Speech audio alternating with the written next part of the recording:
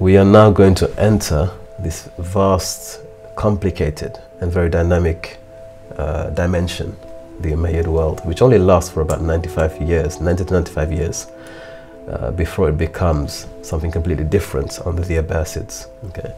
But this first 90 to 95 years of the Umayyad dynasty, or the Umayyad kingdom, effectively is the space in which all of the major schools of thought, Sunni, Shia, Kharijite, develop. All of the main madhahib, the schools of thought, especially in terms of fiqh, develop in this era. So oftentimes you hear Imam Malik or Imam Fulan was arrested, was flogged, many of the early school leaders were under the Umayyad reign. And we need to know that because there are various considerations you have to have in hand to understand. Even if you follow madhab today, it's very important to understand the conditions under which that madhab was established. Very important. It's very, very important. Okay, and it's very interesting as well because most of these madhahib are interconnected in ways you could never have imagined. This is the vast expanse of the Umayyad Empire, which is effectively around 750, when the Abbasid revolution is successful. This is effectively the territory, vast territory, that's under the Umayyads. Okay, so it's the maximum capacity of the Umayyad Empire. You have Khorasan, which is far into the east, Central Asia.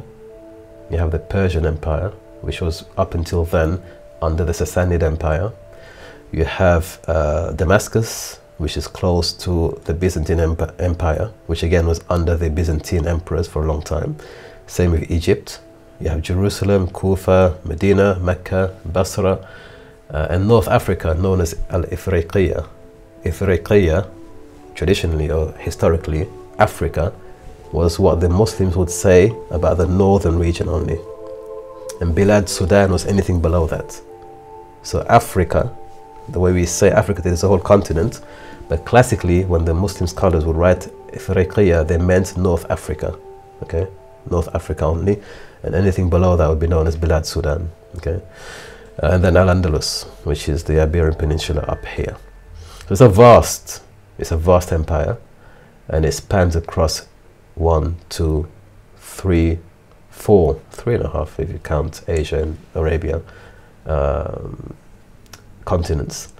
And there are very key cities that we're going to be looking at today, because these are the cities where the main activities take place, and much of the key decisions and decision makers are located in.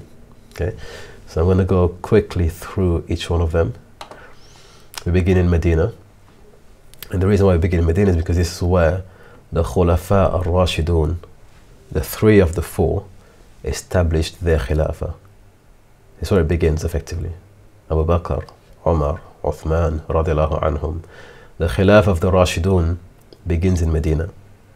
This is where the primary city, the first capital of the Muslim world, is not Mecca, it's Medina. Okay, Medina to Nabi, sallallahu alaihi wasallam. So Medina is the prime capital. It is the first seat of knowledge, the first seat of governance, the first seat of expansion is in Medina. And Sayyidina Umar had a policy where he would forbid certain Sahaba from leaving Medina. They were forbidden to leave Medina. Okay, so the school and the you could say the environment in Medina is primary. It's very, very important for us on many different perspectives, whether politically speaking, historically speaking, even in terms of religious knowledge, is primary.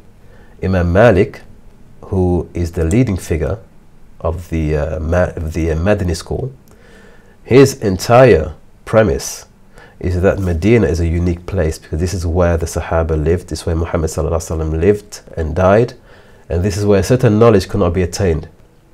Sunnah, according to the Maliki madhab, and Hadith are 2 different things. They're not the same thing.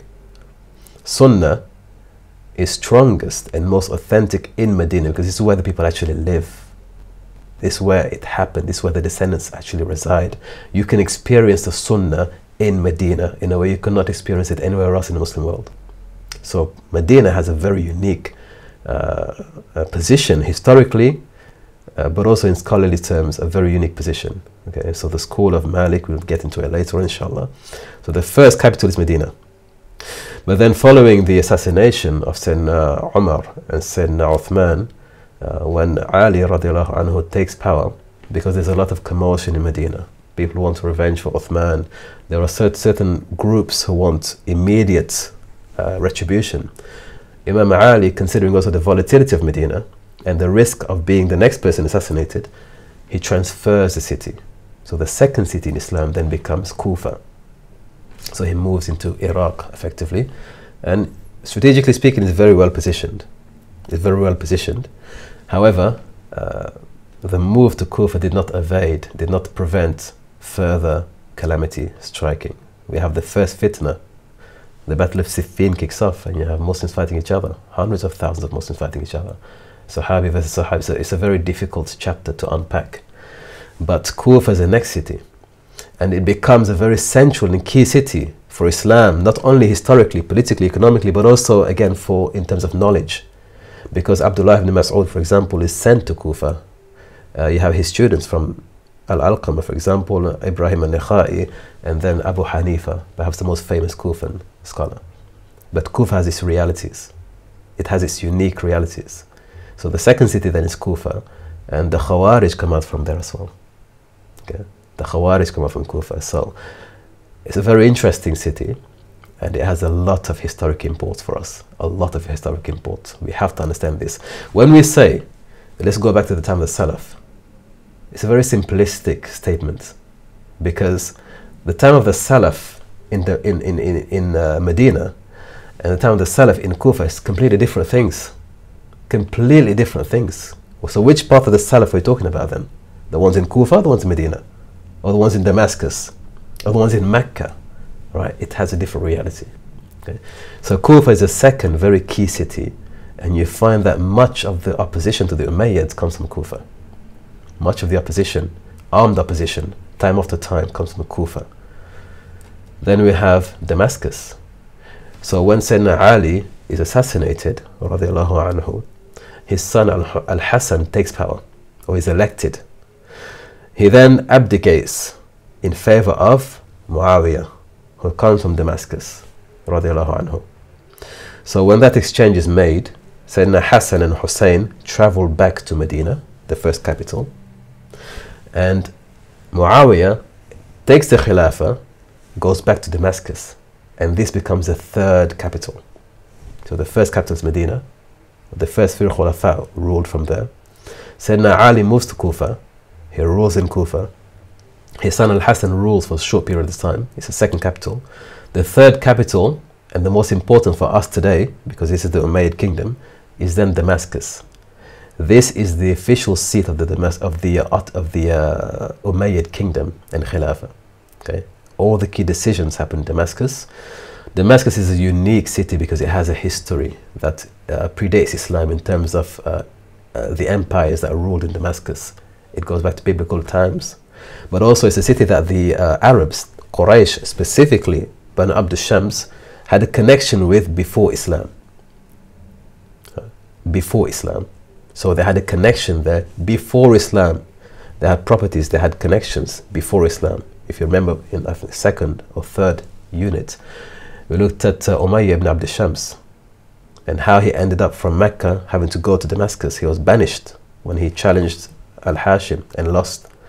So that is a historic site for the Umayyads, number one. Number two, it has a deep history because the Byzantines were there, the Romans, the Greeks were there, and there were successive empires of great repute in Damascus. It's also very well situated between the Levant, between Mesopotamia, between the Mediterranean. It's a very powerful city. It's a very significant city. And when Muawiyah moves the capital from Kufa to Damascus, we enter a new era, a new epoch, a new chapter in Islamic history. Okay? So Damascus is very, very, very unique, very important, very, very important. And we need to again know, because when we take, for example, scholars who were based in Syria, so for example, at that time, the 1st century, Al-Awza'i, you need to know that these people who are based in these regions are also being affected by the scene in Syria, in Damascus. Okay, so their fatwa, their perspective on the politics of the Umayyads will be very different to somebody who lives in Kufa, constantly fighting against the Umayyads. Or somebody in Medina who has been burnt by the Umayyads in the Battle of Harra and is now more cautious.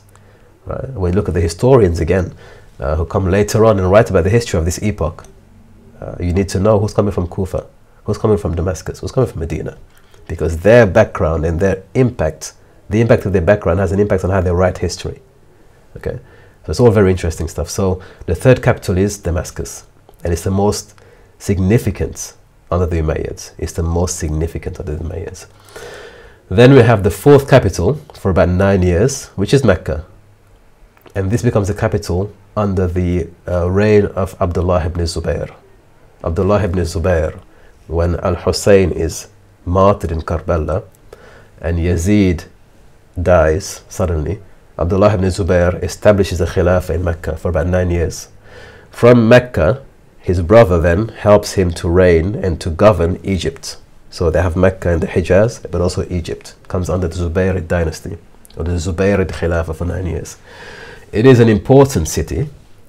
It's the only time when we have the seat of Islamic governance, a kingdom or a khilafah based in Mecca. It's the only time. It's a very short time. It's very tumultuous, and it's not really a very although it may sound logical to make Mecca the capital of Islam, from a political perspective, it's not the best place.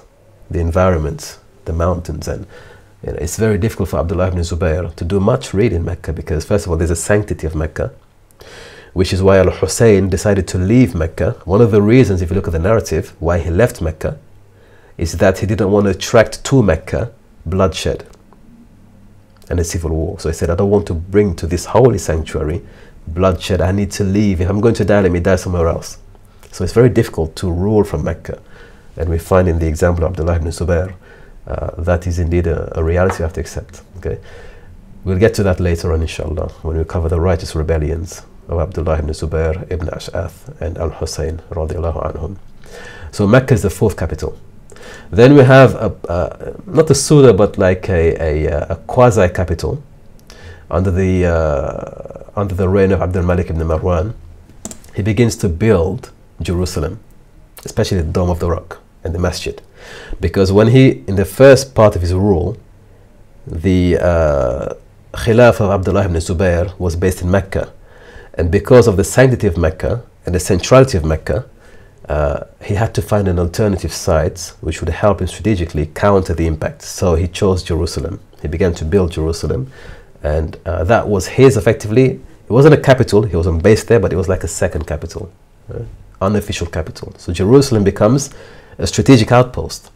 And in fact, if you read At-Tabari, Ibn Kathir, the narrative claims that Abdul Malik ibn Marwan, it claims, I don't say it's right, but it claims that he intended to make Jerusalem the next Kaaba, that the Muslims would make Hajj to Jerusalem rather than to Mecca, because at the time when Abdullah ibn Zubayr was ruling in Mecca, the Syrian army could not make Hajj completely. They could not enter the Haram. Neither could he leave the Haram. So for about 7 years, he's making Hajj from inside the Haram. He could not leave. He couldn't he couldn't go to Mina. He couldn't go to Muzdalifah. He couldn't go to Arafah. He was making his Hajj inside the Haram. Likewise, the army that was besieging Mecca, which was sent by Yazid and later by Abdul Malik, couldn't enter and make tawaf or sa'i. So for about 7 years, it was a strange situation. You had people making Hajj outside only, couldn't make Hajj inside, and those making Hajj inside and couldn't leave to make Hajj outside. So in this environment, Abdul Malik begins to invest in Jerusalem as a counterweight, effectively. I don't believe the narrative that he established a new Qibla. I don't believe that at all. It's preposterous. And quite frankly, at the time when people such as Abdullah ibn Umar were alive, I don't think they would have accepted for something like this to happen. To change the Qibla is a fundamental change in the principles of Islam and the creed of Islam. I don't believe it. But I do believe he utilized the symbolic power of Jerusalem and the Masjid in Jerusalem to counter, because Abdullah ibn Zubayr was also using a title of the one who seeks refuge in the Haram al-Sharif. That was part of his political strategy, to say, I am the one who has taken shelter in the Haram al-Sharif in Mecca. So part of his political profile is to say, I am the one who resides in the Haram. So Abd al-Malik then becomes the patron of the masjid in Jerusalem. So you can see even very early on in Islamic history how religious sites can be utilized for political gains, can be politicized. Okay? It can be politicized. It's a reality. So Jerusalem is almost a pseudo, or maybe a secondary capital for the Umayyads. Okay? Although it is never a full capital. So there has never been an Islamic empire, a khilafah or a kingdom that made Jerusalem the official capital. Never. Okay? But it came close to that when Abd al-Malik ibn Marwan did that, and his son Al-Walid later developed that project even further. Okay? So very interesting stuff. So these are the 4 key capitals, 3.5 effectively. Now let's look at the actual cities and regions beyond that. Okay? We begin with North Africa, Ifriqiya, as I mentioned in classical. Ideology was developed by necessity because, again, you have politics, you have military action, you have economics, you have the regional differences, and so naturally you will have different schools of Islamic thought that develop around that. Okay? I began this lecture by saying it's important to understand the circumstances in which the school is established, so you can understand the methodology that they adopt later on. Okay? It's important. And that understanding will help us avoid arguments. It will help us avoid needless arguments. If you understand the principles and the main drivers for these schools, you could appreciate the divergent approaches, and there's no need to argue. Okay? So we're going to look at the main schools to begin with. And what's interesting about this is all of these main schools were established by people who lived or died during the reign of the Umayyads, both in the Sunni, Shia, and also in the Kharijite traditions. So the Umayyad Empire actually encapsulates much of the early schools of thought. They were all affected by the Umayyads, all of them, the vast majority, but in different ways. So the first school is in Kufa itself. You know, Kufa, as we know, is very, very central. It's the most populous city. Imam al-Shafi'i said later on he traveled across the world. He traveled to Sana'a, he traveled to Mecca, he traveled to Medina, he traveled to Kufa, he traveled to Cairo. He had a lot of experience across the Muslim world. He was the most traveled of the 4 ulama, of the 4 a'imma. And he said, if you haven't seen Kufa, you haven't seen the world. If you haven't seen Kufa, you haven't seen the world. Kufa was very in terms of ideas and thoughts and perspectives, was very rich. A lot of different schools. And in fact, the school generally was known as Ahlul Rai, the people of opinion. Or Al-Kayfiyun, the people who ask how. How. They always asked how. They were speculative people. They were always thinking how. The possibilities are very, very logical in that sense. It was established by Alqamah ibn Qais al-Nakhai, Imam al-Nakhai, and he was actually a student of Abdullah ibn Mas'ud, radiallahu anhu. Ibn Mas'ud is sent to Kufa as a governor, as a treasurer, as a judge, sorry, as a treasurer, and he establishes there not only the qira'ah, the science of qira'ah, but also of fiqh. Yeah? So he's an early great Sahabi who settles in Kufa. He dies later on elsewhere, but he establishes that school, the basis there. His student Alqamah is the one who officially sets the school of Kufa. And he has a student known as Ibrahim al-Nakhai, who teaches Abu Hanifa, Nu'man ibn Thabit. Okay? So Abu Hanifa is the figurehead for Kufa, but effectively he was a student of a student of a student of Ibn Mas'ud. So that's the school of Kufa.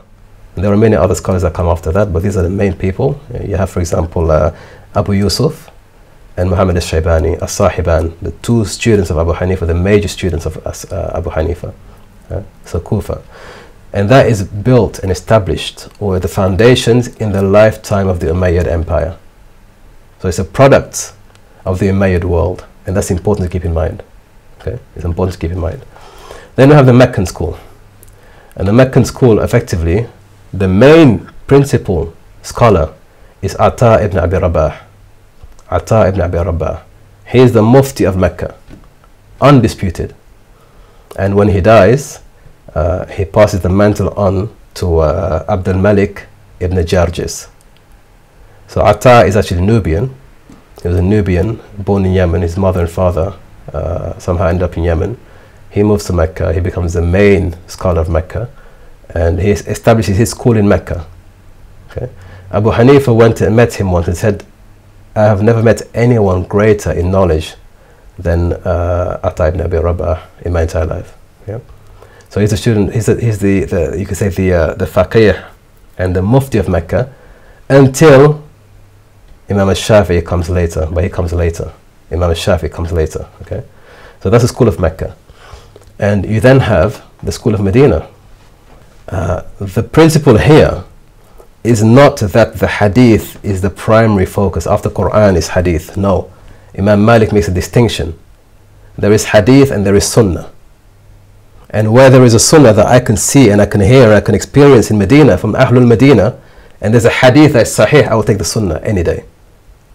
Yeah? And there's a maxim amongst the Imams of Medina. 1,000 on 1,000 is better than 1 on 1. 1,000 people who witness something, yeah, over 1,000 times is better than, and it's not written, is better than one hadith that is written by one person and reported by one person. 1,000 over 1,000, more than 1 on 1. Someone may say, well, actually, Imam Malik may not have known much about a hadith, so he wasn't a muhaddith. That's a lie. He wrote the first collection that is widely accepted as the most authentic or the most authoritative hadith collection, Al-Muwatta, long before Al-Bukhari came along. So he was a muhaddith, complete mutlaq. But he understood in his school of thought, a hadith is subjective, it's not conclusive, and it's not exhaustive. So we take the hadith, yes, we take them, but at the same time, there were certain customs in Medina that were not written down. And these are things we take from living people. Al-ilmu fi sudur, laysa fi sutur. So if somebody comes and says to you, well, the hadith is not sahih, or is sahih, take it. As a Malik, I could say, no, this hadith may be sahih, but in my madhab, I won't take it because there's a sunnah of Ahlul Medina. Amul Ahlul Medina, that's another category. So he distinguishes sunnah and hadith. They're not the same thing. Okay. Imam al-Shafi'i comes afterwards, he spends 16 years with him, studies with him, and later on establishes another school of thought that comes later where he says, actually, no, hadith and sunnah are the same thing. And if a hadith is sahih, we take it. He disagrees with Imam Malik. Okay? But the reason why I'm mentioning this is because, again, we don't take a hadith and expect everybody to accept it in the same way that we accept it. People in Kufa have a different perspective altogether to the people in Mecca, the people in Medina. And so these schools develop for a specific reason, and they have a specific methodology that is only applicable in certain cases to those people in those regions. Imam Malik's madhab was specific to Medina because he said these are the people who lived with Rasulullah sallallahu alaihi wasallam, and their custom is a sunnah. The action of people of Medina is a sunnah in itself, is a sunnah. So if they pray with their hands on the side, that becomes a sunnah. Even if there's a hadith that is qabd, you put your hands here. Yeah. So the importance of this is because we want to be tolerant people, mature people, and educated people. If you come across something that may sound strange to you, be informed first before you make a judgment. Yeah? So the school of Medina is very different in that it's more organic. If you look at the way people write about it, they write it's an organic school. It's an organic school. But at the same time, it's limited because there are new situations happening across the world. So, if it never happened in Medina, how do you deal with that? That's where the Hanafi school comes into it. You can adapt to it. Yeah. All right, so then we move on to the school of Syria. And here we have Abdurrahman al-Awza'i. Okay, so it's not one of the 4 madhahib that survive, but it's a major school in Syria. And it's important because it's in Damascus. It's in Syria, which is the heartland of the Umayyads. So their perspective and their method is going to be different for obvious reasons. Yeah? For obvious reasons. And in fact, al-Awza'i, according to al-Dhahabi, he comes from Sindh, which is currently Pakistan. So there are narratives that he was actually from Sindh, yeah, and from a specific tribe known as Zut. Zut, that tribe, you find it in several ahadith of the Prophet sallallahu alaihi wasallam. I think in the Southeast Asian context they call it Jat or Jut. That's the name, is Jat or Jut, right? But 𝗔𝗞𝙑 is mentioned in a number of ahadith. Laylatul Jinn, the night of the Jinn. Abdullah ibn Mas'ud mentions that the Rasul ﷺ took me to a certain place, drew a circle around me, told me don't leave this circle no matter what happens. He went to a distance and the jinn came to him and he began to give them da'wah. And he describes, Ibn Mas'ud describes how the jinn look like. He said they look like 𝗔𝗞𝙑. They look like 𝗔𝗞𝙑. They're dark people, they're very tall, they're very thin, right? 𝗔𝗞𝙑. Likewise, there's a hadith that describes Sayyidina Musa alayhi salatu wasalam. Two riwayat. One of them says he is like the people of Banu Shanu'a. The other was Shanu'a. The other one says he is like 𝗔𝗞𝙑. Tall, thin, dark, but he has long hair. Okay? Modern historians actually mention that this tribe were in and around Arabia before Islam. They were already in and around Arabia before Islam. When Islam arises, they're already there. And so their descendants, some of them became scholars and key figures in early Islam. Interestingly enough, actually, 𝗔𝗞𝙑 is also, according to the mainstream opinion of historians and anthropologists, this is where the gypsies come from. Yeah, so 𝗃𝙞𝙨𝙩𝙔. Yeah, gypsies come from that region as well in the Indus Valley region. So the modern Romani people, the gypsies, are also from 𝗔𝗞𝙑 effectively, but they migrated. Okay, so 𝘖𝙧𝙖 is considered to be from, it's disputed of course, but it's one of the opinions that he was from Sind. He's one of the great scholars of the early century. And then we have Imam Layth ibn Sa'd, who is a Persian and he's the main scholar in Egypt. Okay, so these are mighty and major schools of thought that develop in the Umayyad epoch. They don't all survive, but their names are still very well referenced and very well respected at that time. From the Sunni school of thought. Now from the Shia school of thought we have a number of names. Most of them are from Ahlul Bayt, for obvious reasons. Okay, so Imam Muhammad ibn al-Hanafiyyah, who was the son of Imam Ali radiallahu anhu, but from another mother, he also has students. Okay, so there is a school that follows his madhab. Imam Zayn al-Abidin is also the son of Sayyidina Hussein. He also has disciples. And the mainstream Shia community follows Zayn al-Abidin through to Imam Ali. Muhammad al-Baqir and Zayd ibn Ali. So there's a difference here because these are two brothers of Zayn al-Abidin, half brothers. Zayd ibn Ali actually went to war against the Umayyads. He waged a war against Caliph Hisham and he lost. Whereas Muhammad al-Baqir didn't. So the community then split. Those who followed Zayd became the Zaydis, Zaydiyah, the Zaydi madhab. Yeah? And they say that an imam has to be somebody who fights against corruption.